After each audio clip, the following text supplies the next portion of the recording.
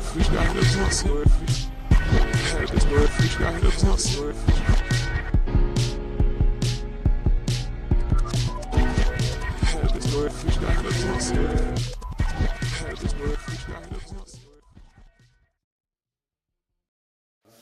hello everybody, it's a pleasure to be here. It's an honor to me to be able to hold this lecture for you.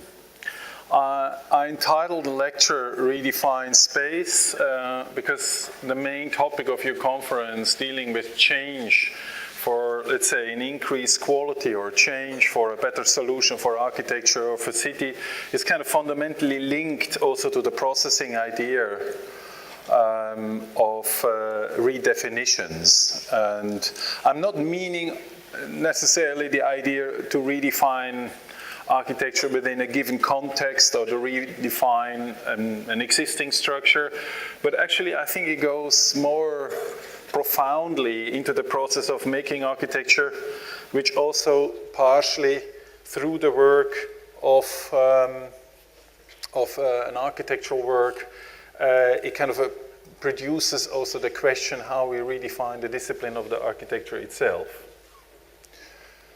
So this is a key image which I really like because it is Houdini. I don't know who knows Houdini, but Houdini has been one of the kind of great artists almost or a little more than 100 years ago. An artist that his task or his virtuosity was to deliberate himself, you know. So actually the idea was that you put him into chains and then throw him overboard and he would be actually able to, let's say, free himself within a few seconds or free himself within a minute. So I thought it was a good metaphor for how architects today are encountering quite difficult processes. You could also say how architects can encounter an industry of an economics of real estate production that, let's say, isn't necessarily an ideal imagination the way we teach in schools or academias. And Houdini actually gives us potentially some of the solutions to kind of use constraint as an idea to motivate architecture, to use constraint also to develop the idea that through solving a specificity of architecture can arise. Now we have been working on this issue quite for a while. We have published a book with the English title Silent Form. And the idea of the silent aspect of the form is that it has this kind of strategic access of work trying to grasp, trying to understand discrepancies, or you could also say trying to understand a paradox that you have to solve somehow through your architecture. There's a whole catalog for those that are interested. You can get that book, and all of those kind of architectural premises or all of those architectural concepts somehow try to formalize this idea of conflict or this idea of solving idea or added value idea that arises through a reality of conflict or constraint. And I'm trying to give you a sequence of projects that in different ways will deal with this aspect of constraint and how you could actually anticipate to this condition. Now, the first project is a project that it's almost 10 years ago or 10 years old. It's the new political foundation of the Green Party in Germany, in Berlin. It's called the Heinrich Böll Foundation. And it kind of, this was a montage during the competition. And it is a montage to combine the Seagram building of Mies van der Rohe with the Farnsworth House in the same project. And its combination basically is a kind of quite a drastic contrast of two fundamental different architectural typologies. And the way you actually combine them, what they potentially could produce for the program of this building. Now this, of course, got further elaborated, and this was our concept model. So it's an architecture that is kind of repeated, like an office space, but it's an architecture that also is being cut and has a kind of a large exception that embeds the conference center. Now, the reason why we juxtapose those two elements is that it produces a kind of a possibility to make an economic building. At the briefing, we had to make a building with 7,500 square meters, and we had to produce it for 10 million euros at the time in Berlin. This was extremely tight. And the question is, how can you really make a concept that is fundamentally linked to the economics of a given brief, and it's not only struggling. So this model, which is a mathematical model, is exactly the same than this model, which is an architectural model. Now, the mathematical model says that there are a number of elements that are extremely cheap, and then there are a number of elements that are extremely expensive, and this is exactly the cost horizon of what the client defines. So if you would make an architecture where everything you do stays below those line, or this line, you're producing a very mediocre building. Everything you do is linked to average, is linked to the average of a cost. And the moment you kind of start to polarize these conditions, you juxtapose. And of course, you have some really expensive elements, but they occur exactly once in the building. And you will have extremely cheap building elements that occur with a high frequency in the building. So to turn it back into architecture, it means like, here we saved money, and here we spend it. Here, every element appears only once. Here, the element is being repeated. Through the factor of quantity and repetition, you can save money and you can spend it there. So the building has two completely different cost horizons, two very different levels of making, and it kind of gives you an impression. This is the conference center, so everything is movable and flexible and changeable. But this is a rather standardized office building which is sitting on top, but 7 times repeated. And it produces an architecture that really is being juxtaposed between the extraordinary of the program and the standard of the program that is being repeated. Some images. This is the conference center with the continuity of the hall and the flexibility, changeable walls. It kind of almost resembles a kind of a stage light with big glazing outside. And it is also actually happening since it's a political institution. It's being used as a political conference center, as a hearing center, as a press release center, and is basically linked to this discourse, and that makes the building very prominent and very powerful.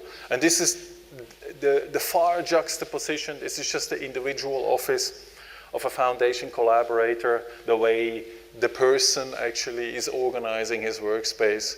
So it's a kind of a very kind of reduced amount of architectural agendas, and those two worlds, so to speak, coexist.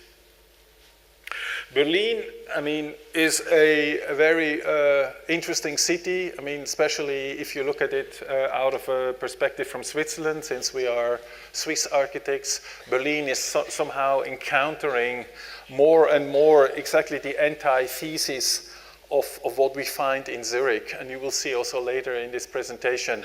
This project, which almost concludes 10 years later than our first building in Berlin, which is the head building here, along the Friedrichstraße. Friedrichstraße is a very prominent street in Berlin. Those of you that know Berlin, along Friedrichstraße was Checkpoint Charlie. Checkpoint Charlie was the place actually where Berlin has been divided after the post-war condition. And this is the site So it's kind of a typical southern Friedrichstraße site, it's slightly forgotten, slightly underdeveloped. And this is the origin of our newspaper, our client. It's called the Taz, which is the leftish newspaper in Berlin. It started actually in the 70s with a kind of very small niche. And this is how the collaborator or people work today. You could say it's a mess, or it's very much related still to this paperwork of making a newspaper.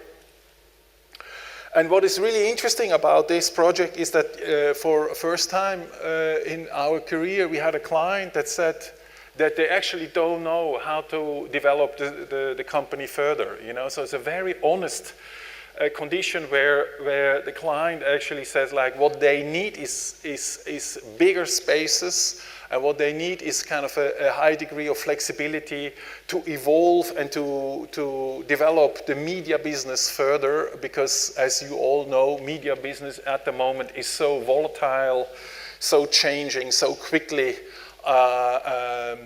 redefining, so to speak, that, let's say, a media center and a media building need to be able to encounter. And our proposition was to design a building like a network, or design a building that is actually along the facade, a network, a structural device that leaves in the inside great spans, 14-meter spans.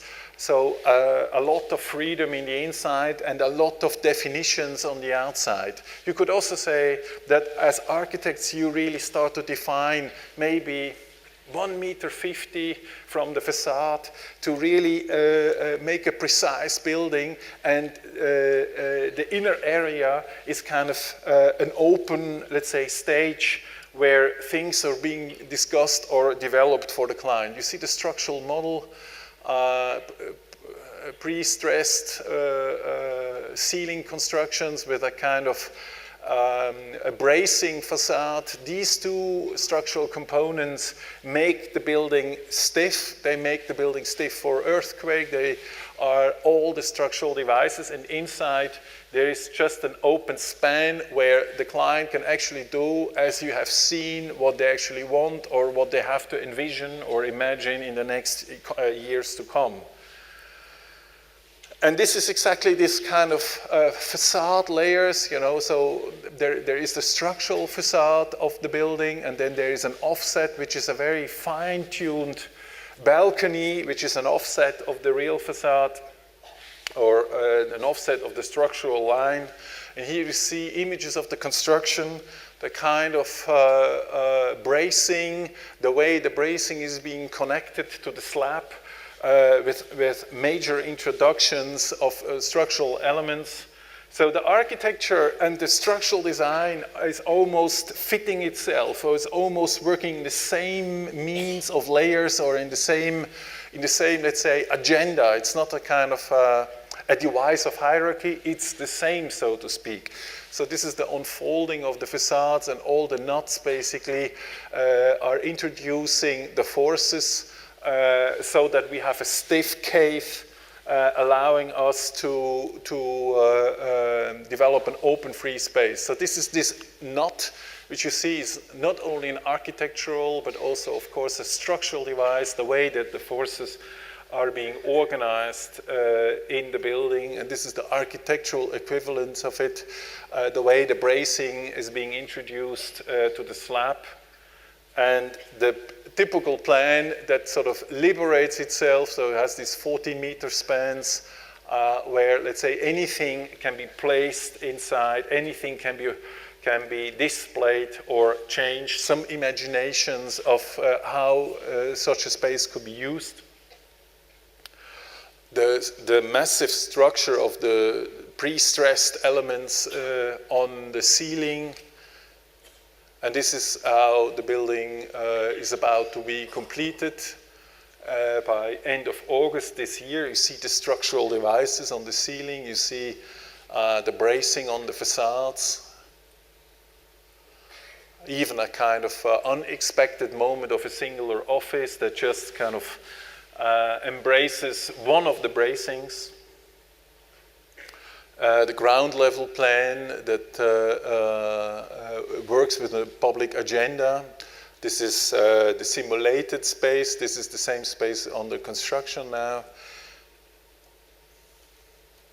The main meeting and conference space, and it's the same thing on the construction now. So you see how we concentrate basically on an architecture that is being linked to the structural device of the facade, of the slabs, and of the performance of spanning elements. And this sort of encounters the wish of the client to receive a building where platform per platform they can exploit the building there themselves. This is the balcony, is the view into the balcony, the meeting of the balcony, of the bracings at the corner. It's all in galvanized steel, so in a kind of a robust material.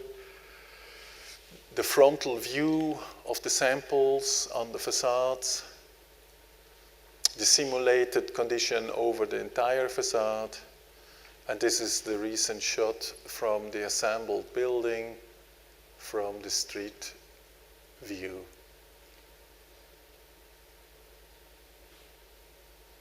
So you see that what we like about is that there is not necessarily a request for a total design, or that if you work for a client, that there is not necessarily the condition of a total corporate fit out, so that there is a clear prioritization, so to speak, what is of interest and what is not of interest, or you could also say what helps you to develop architecture and what is simply not important.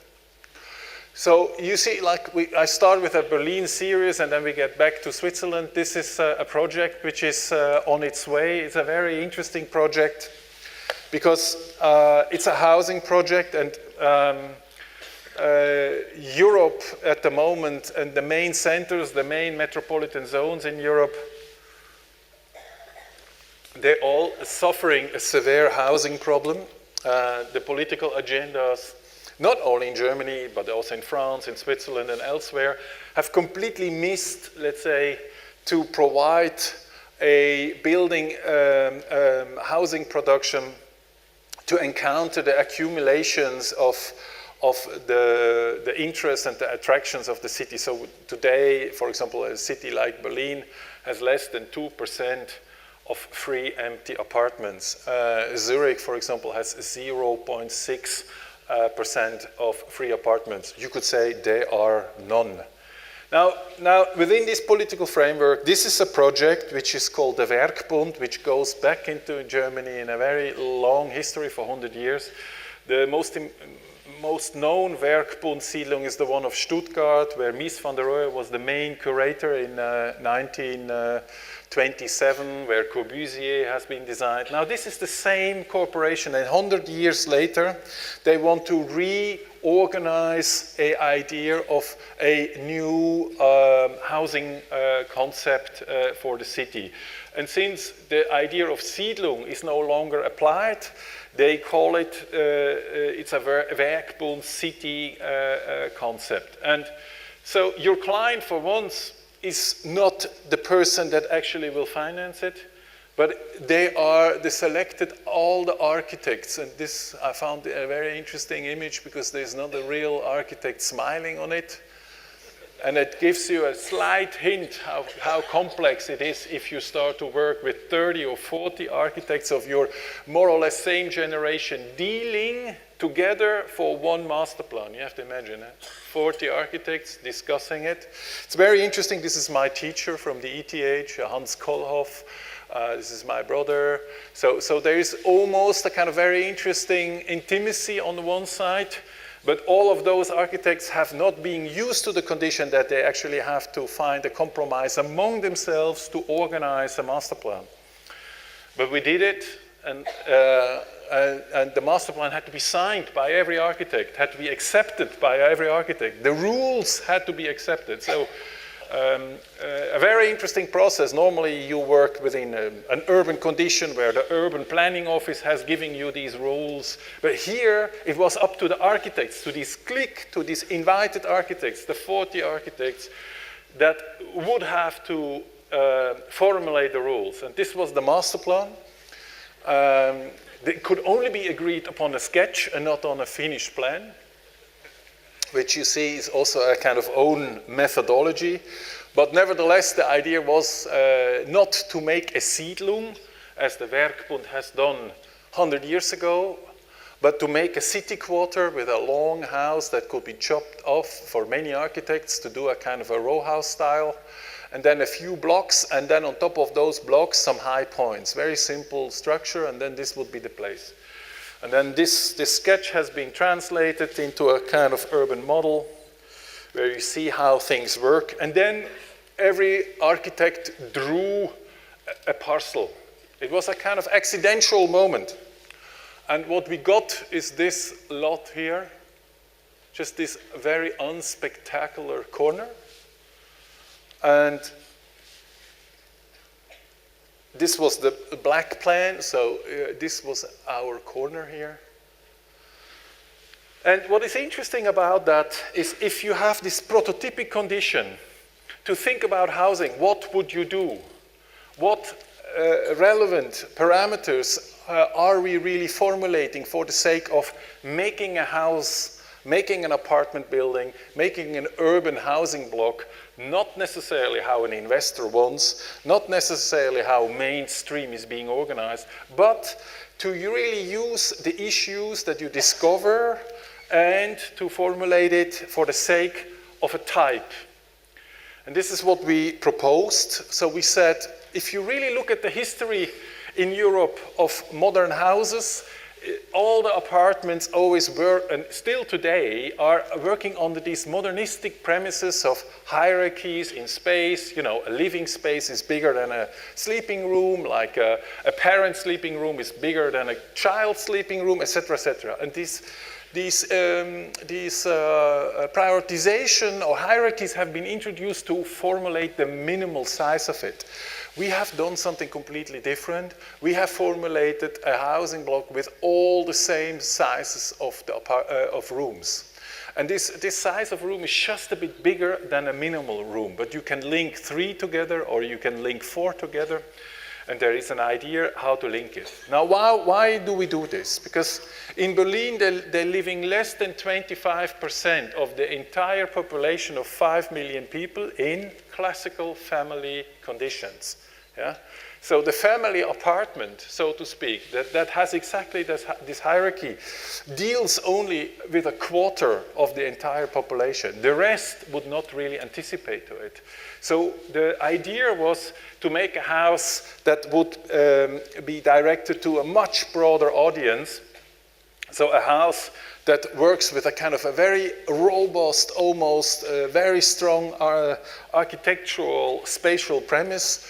The idea of enfilade, so here you can close those doors on both sides, like you used to have in old hotels, where you can close a room, where you can open up a room, and then defining yourself the relation from one space to another one. So the one actually can live with 4 children or 3 children in an apartment. The other one is living alone in the apartment, but uses a one-room area for playing the piano, etc., etc. So the idea was to completely break this idea of the hierarchy and to use a kind of a free assembly, how this could be filled, how this could be organized, how this could be shared, and what not. And this would be the simulation of it. So this is the idea how the processing and the relation of spaces can be imagined. So this would be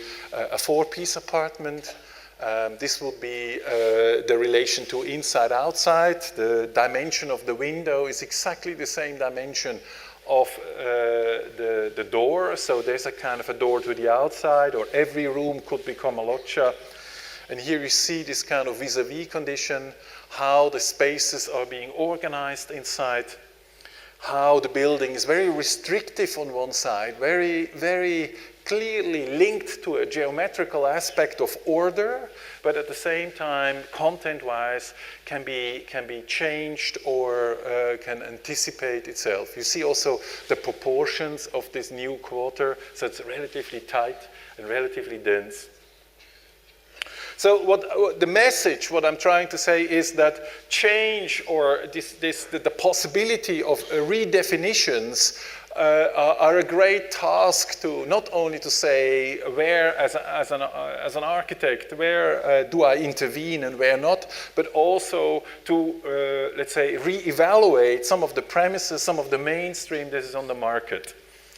This example that I'm showing now is also a housing project, but it shows how housing basically is being applied through the shortage to almost every area which you can imagine. This is a new master plan that has been done, a well-known colleague of us in Zurich, and it kind of shows what happens, that these are the track fields and this is a highway connection and so on, and actually this looks very idyllic, but it's extremely loud, you know, so extremely noisy space. So how could you organize at such a spot really, let's say, a quality-related housing? And I'm not talking about the quality of the work or the quality of the applied materials. I talk about the quality of life that would be actually being imposed by the user, the inhabitants of a house, where from all sides you have a dB impact of almost 90 dBA on all the facades. So I think what we wanted is we proposed to make an undulation, so to kind of invane the clear perimeter with a chord, and this chord through its undulation can produce 153% more surface, so in its unfolding condition, than the straight chord line in itself. And it is interesting for us how here constraint and a real difficulty to actually enhance housing or relate housing to a kind of a quality demand where there is none, that a kind of an intervention that is of course architectural can be the reason, or can be a kind of a mechanism to encounter this constraint. So let's say if there would be no noise, there would be no investor paying such facades. You see what I mean? So there is a possibility that the economics can be used to encounter it, while this is very straightforward, this is very artistic. And of course now in the same idea of what I've shown, our interest is mainly what this delivers and what this accepts.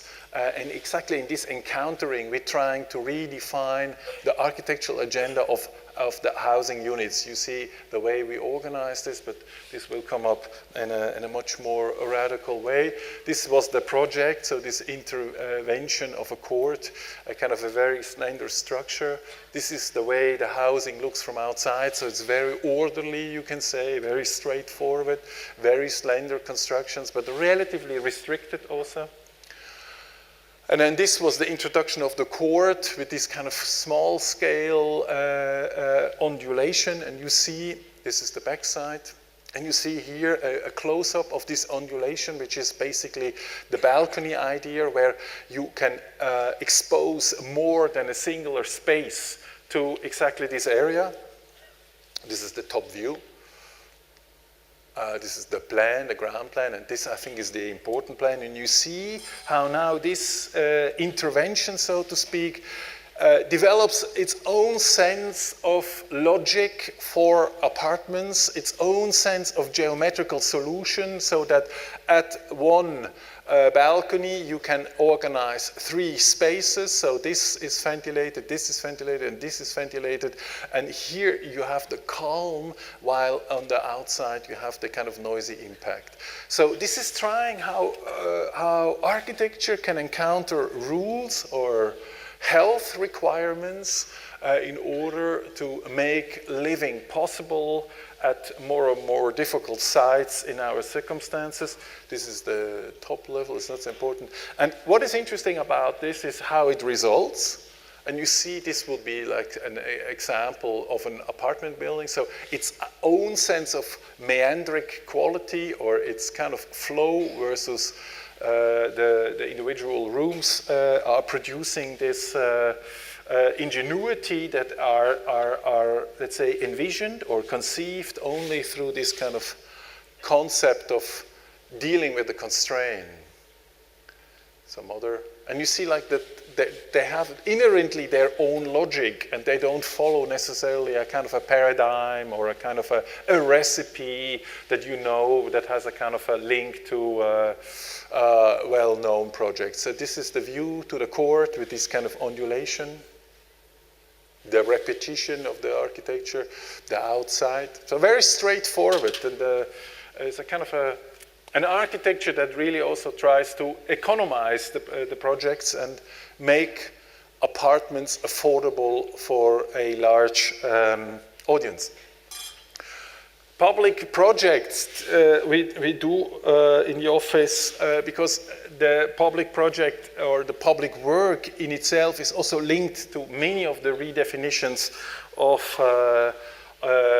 the architectural discipline itself. This is a school project, and I'm trying to show the way that if you combine a large gym hall and the way structurally, but also conceptually and typologically how a gym hall and a classroom can be merged or combined, so to speak, and what it delivers for the specific use. This is the site. So 2 listed buildings in Zurich, very pretty buildings, and this is the new extension of the school with a large underground condition for the hall. This is another angle. This is the large sporting hall, a triple hall, which you can have in sequences. You can, and there is there's a structural organization of a space frame on the top, which then from the sides produces the lighting effect.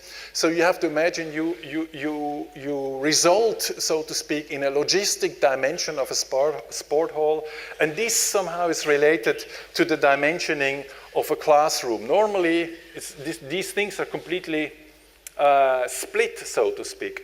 And the solution that we have proposed and how we could develop it for the authorities is that here you see the large sport hall, this is the lighting condition, and then this is the deep plan, so to speak, of a one-layered classroom level that houses all the classrooms inside. And you see through the fact that it's a deep plan how the section is now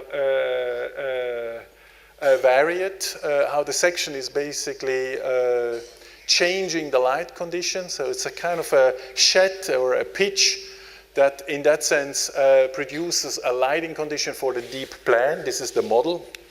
And you see you have always a lighting for the corridor or for the aisle here, and then there's a lighting for the classroom.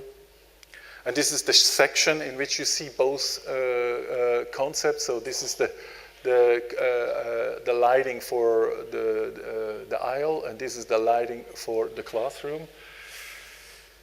So this phenomena of combination, or this phenomena of trying to marry 2 typological spaces together, produces, in fact, a very specific possibility to make an architecture with it.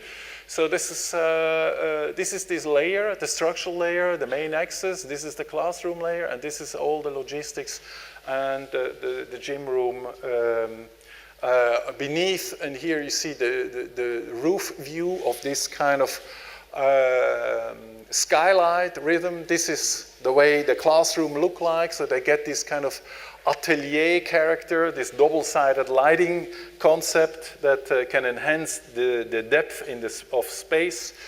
This is the same concept which you see now from the perspective of the aisle. So it has a kind of a very light, almost pavilion-like structure, and this is the important plan. So this is the aisle that gets the light here, and this is the classroom that gets the light from there. So it's a kind of an alternating strategy. maybe less of an importance now. This is then the classroom and so on. But you see also here for public work, the specificity of combining two programs, so school and sporting at the same moment, it might deliver a possibility to come up with a very specific solution that can strengthen actually the combination itself. And this project we have designed for a project site in London.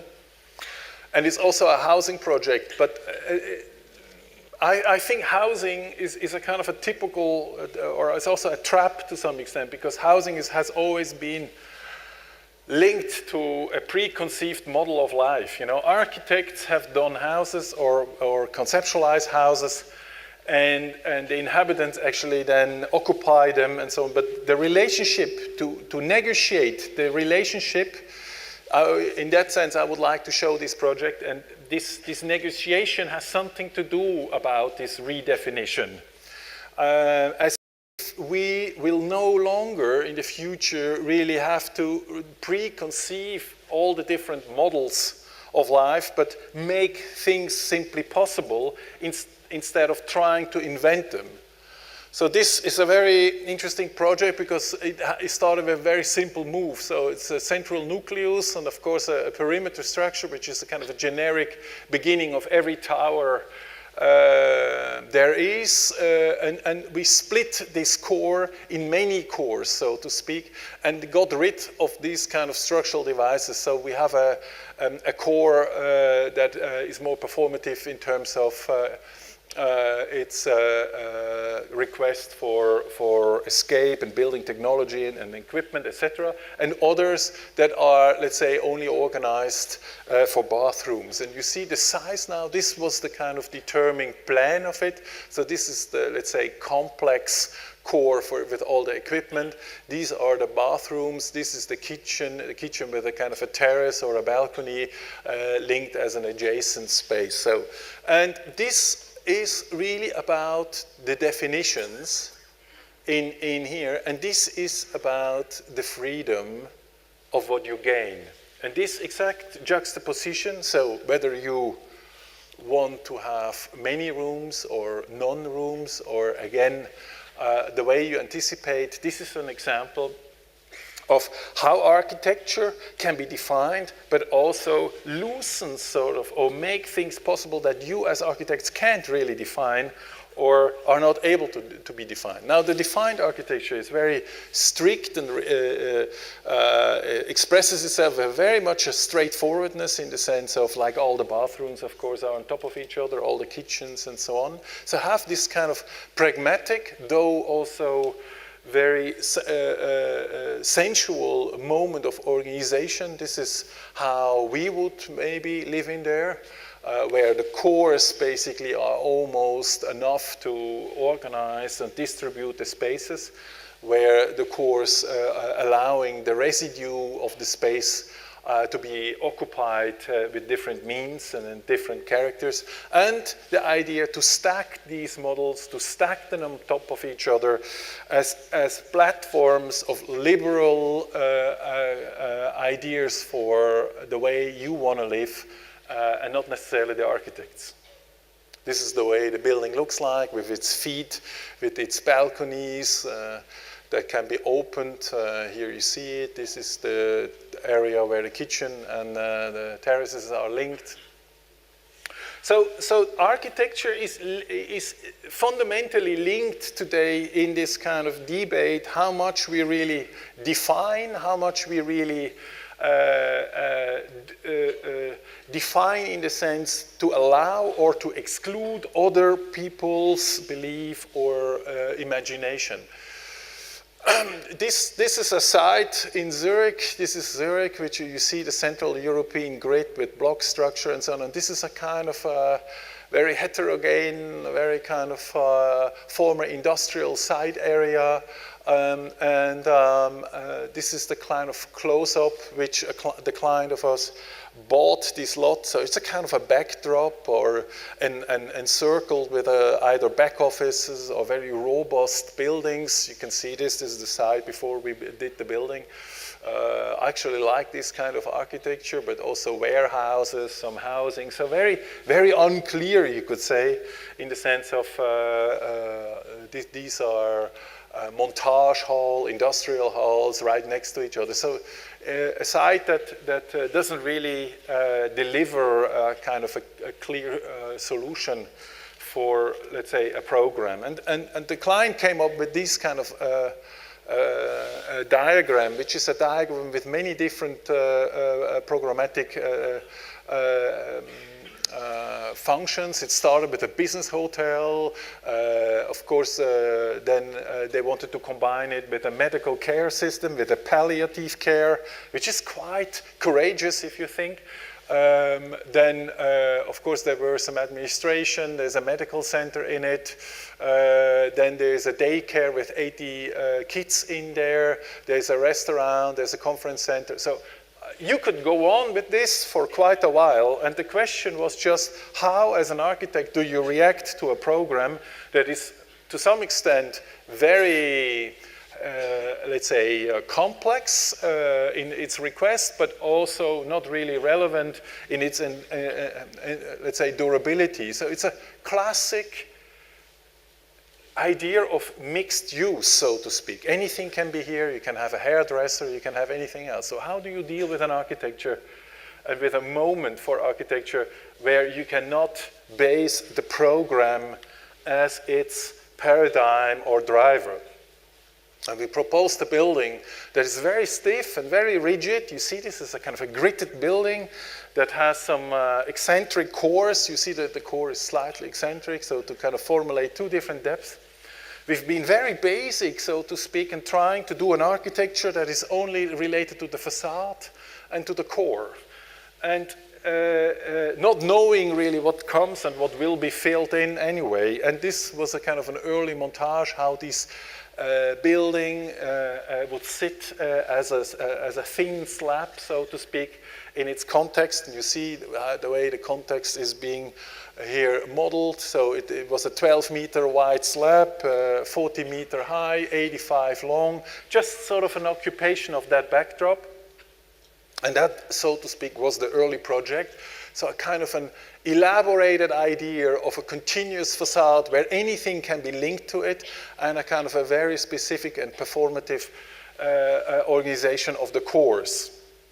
And this was the first step, first phase, so to speak, of the commission to deliver a building that is able to exactly do that, you know. And to some surprise, later the client commissioned us to do all the refinements inside as well. But the refinement was not to clad the building, but the idea of refinement was to add materials or to close areas with elements. And it started with a kind of administrational level, and it started with the daycare, with the palliative care, and the service care center, so where elderly people are being serviced, and palliative is where people are being guided and helped when they are about to die, and how to turn this structure into a kind of a business hotel structure, which you see here. So the exciting thing is like to almost rehearse yourself the feeling of what was the beginning, a very robust structure. Now you see, maybe through the sequence of the buildings, the way always these concrete facades and the way the glass is always the same, and it's being just simply differently applied. All of a sudden it gets a cushion or it gets a kind of a different element, but it's always the same idea of architecture that embeds and is confronted with a fundamental difference of program. So as the daycare or as a palliative care, you see now the way that a fundamental different program is basically using the same space or the way that the sensuality is being organized between the robust and the really refined and the sensuality of a material which is organic versus the one which is more based on a concrete. And then the link into the hotel, the suite areas of the hotel that actually work in the same way, like always using this kind of premise of the structure and have this idea of built-in and curtains and furnitures that sort of encounter the ever sameness throughout the building and deliver basically finally also a conference center. Concluding with this section on it, and this was the facade. You have to imagine the facade had 500 windows, and we used all the same windows, and we used a slider, and we used a kind of a new technology that we found in Switzerland to electrically move the doors, but also tighten the windows with air pressure. So it's a combination between air pressure and electric. So if you close it, you tighten it, and if you lose it, you can slide it. So we could reintroduce the slider in the facade because of its tightness and its compactness. And what is much more important for us is that within the same structure and the continuity and the rigorosity of it, you always have these irritations. The ones that open, the ones that don't open, the ones that uses it now or the ones that uses it later in the night, a view from the top, and you see some small irritations. And this is a kind of very interesting, for us, a very interesting way to encounter with this idea of mixing, combining, but also order and control. So it has a kind of a concept, or it is a kind of a concept where order, or you can say control and tolerance coexist with each other, even if it's only one moment or some other moments that are just irritating or just sort of changing this idea of the facade. This is the section. The testing was a very courageous work to make this work, to prove it. You know, this was a kind of the prototype of the window. And then it was applied on site. And then it was used by the user. And this little game, so to speak, offered the condition to reintroduce the difference in the building. And what I liked at the end is that the simultaneous character of being at service or being actually in a care center or in a business hotel or finally even working in the administration, all in the same building, all at the same time, renders a kind of almost a idea of this mixed condition of the city. And this is what we somehow all aim. This is the last project I'm going to show, and I also want to conclude on a public work because I think this idea of redefinition is a kind of also very important to enhance throughout the public domain and not only through the kind of institutional or private domain. This is a view from the 70s on a school campus, which you see here. Yeah. And this community today is one of the richest communities in Switzerland. And sometimes, and this is also interesting to listen, even the rich have a problem. Yeah? In this case, the public school has no pupils anymore. They all attend to private schools. It's a kind of an American concept that has taken ground in Switzerland, and let's say wealthy people send their kids into a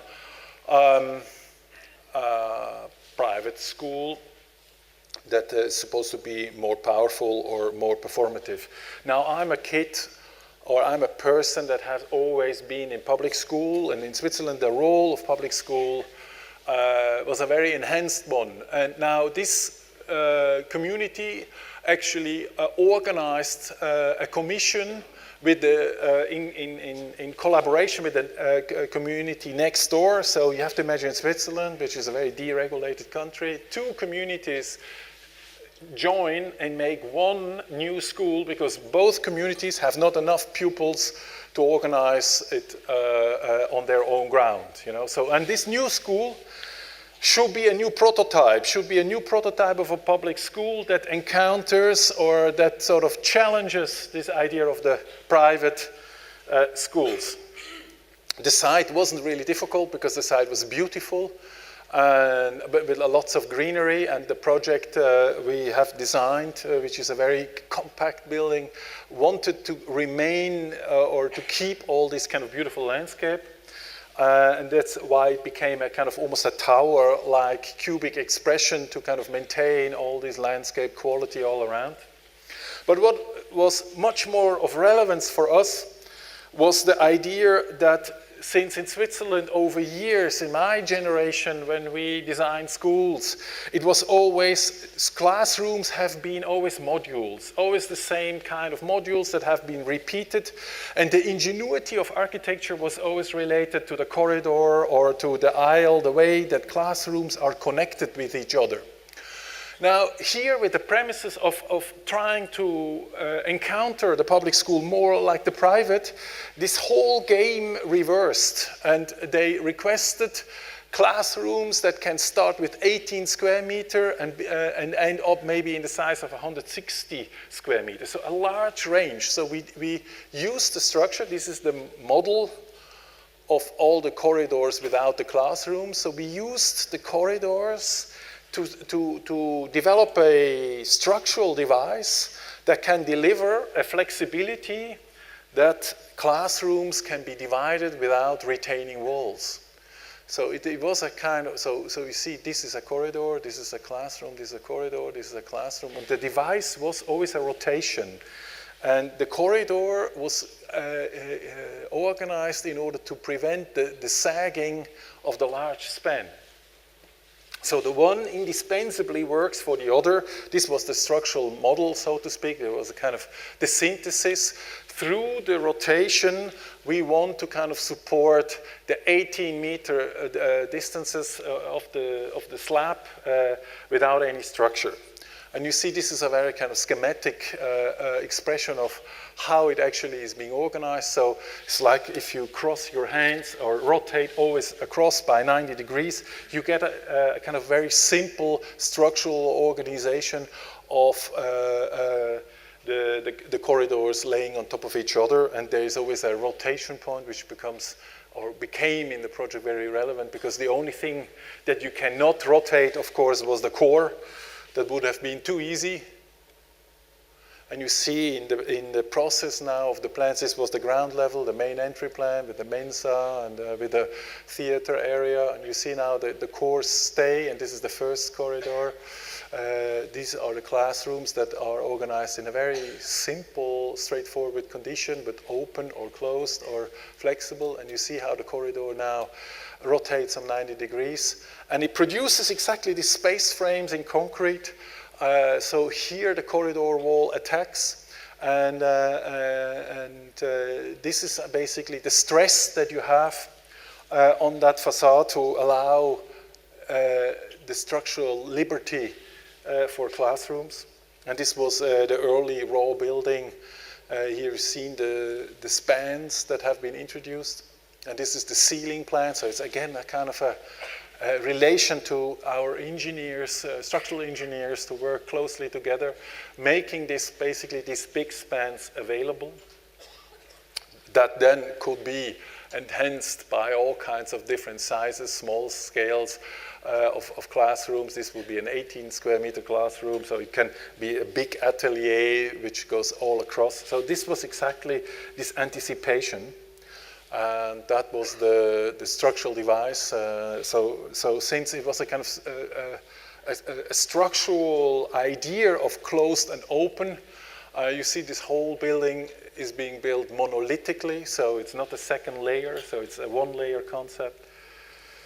And this was the result. And you see that this is the open entry, this is the corridor that kind of organizes then the classrooms site-wise.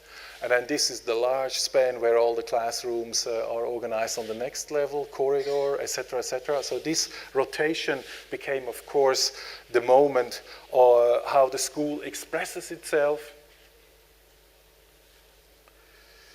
And the target of this is that in the end it produces not only a logic, not only in that sense a rationality, but also the emotion of a public building that is being designed for kids, that delivers the possibility of flexibility and exploration of the user itself.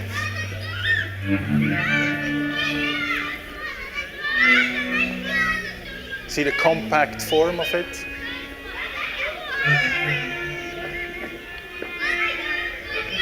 The alternating constellation between classroom and corridor.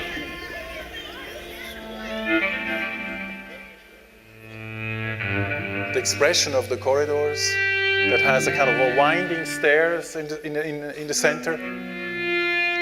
So rotation is being encountered by another rotation.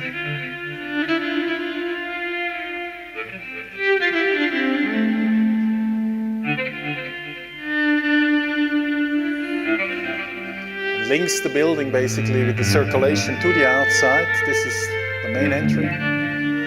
The transparency and adaptability. The robust materials that have been applied.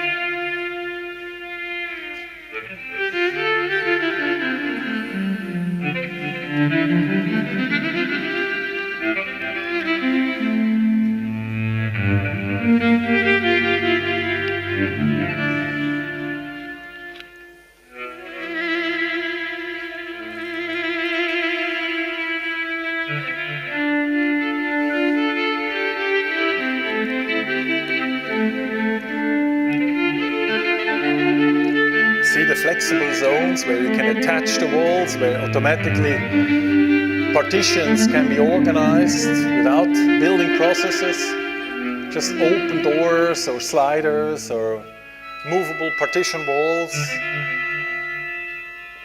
prep zones.